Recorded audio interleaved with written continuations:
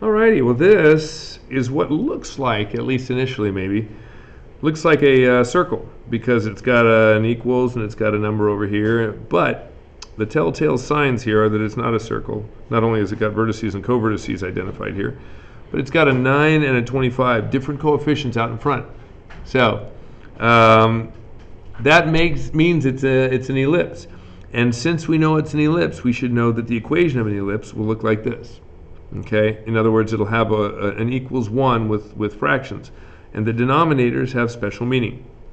So to get it there, we need to divide this thing by 225. And what that'll do is it will then reduce to an equation that is, in fact, an ellipse. And so I'll use this space down here to say, okay, we know it's equal to 1. That was the point of dividing by 225.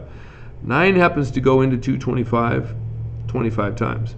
Okay? This is a y minus 1 squared over 25 if I reduce that fraction. This other one, 25, happens to go into 225. Guess. That's right, 9 times. We got an x minus 2. So x minus 2 squared over 9. Okay, well, we know the center. The center is our h and our k value. You switch the signs of each of these guys inside and call it a 2, 1. Okay? I go over 2, I go up 1, there's my point. Okay, from there, we're going to go, you know, if you treat it like a circle with different length radii, then you can kind of apply these things like you would the circle when we had the radius of 4. And we have 2 separate radius. And the question then might become, the question then might become, well, how do I know which direction to go with that particular radius? Well, since this 25 is underneath the y, we'll take the square root of it and take that radius up and down.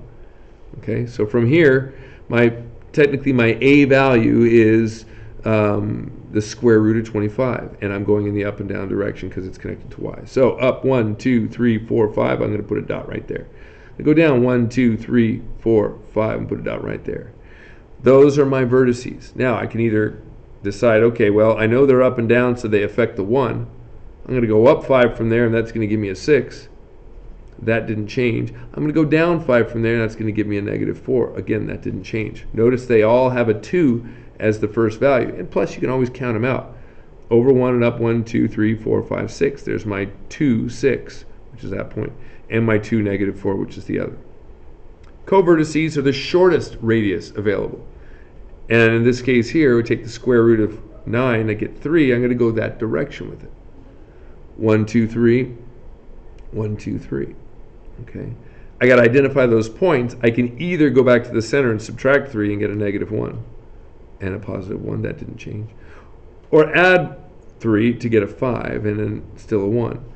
So I can also notice here that back 1, up 1 is one of the points, and up 1, 3, 4, 5, and up 1 is the other point. Okay. To connect the dots would be to draw an ellipse. And you're basically connecting all the dots that are not part of the center, and there you have your almost perfect ellipse.